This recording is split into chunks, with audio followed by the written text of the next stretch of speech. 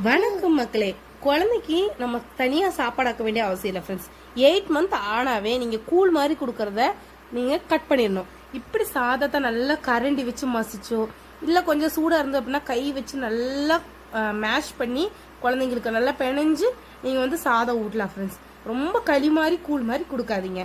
நான் இப்படிதான் ஃப்ரெண்ட்ஸ், நம்ம வீட்டில் என்ன குழம்பு வைக்கிறனோ கொஞ்சம் காரமா இருந்துச்சுன்னா கொஞ்சம் கம்மியாகவும், காரம் இல்லைன்னா கொஞ்சம் ஜாஸ்தியாகவே தொட்டு குழந்தைங்களுக்கு ஊட்டிடுவேன். சாராக்காகட்டும் பவுலுக்காகட்டும் 2 பேருக்குமே சாதனம் இப்படி தான் ஃப்ரெண்ட்ஸ் கொடுப்பேன். நீங்களும் உங்கள் குழந்தைக்கு இப்படியே கண்டினியூ பண்ணுங்க. அப்போதான் உங்கள் குழந்தைங்க சீக்கிரம் சாப்பிட்ருவாங்க.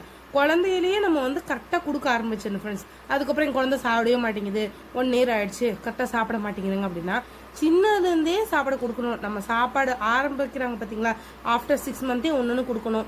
8 month 10 month ஆயிடுச்சு அப்படின்னாவே குழந்தைங்களுக்கு எல்லாமே சாப்பிட கொடுத்தணும் ஃப்ரெண்ட்ஸ். ஓகே ஃப்ரெண்ட்ஸ், இந்த வீடியோ பிடிச்சிருந்தா லைக் பண்ணுங்க, நம்ம சேனலை சப்ஸ்கிரைப் பண்ணுங்க. Okay friends, love you guys, bye, thanks for வாட்சிங்.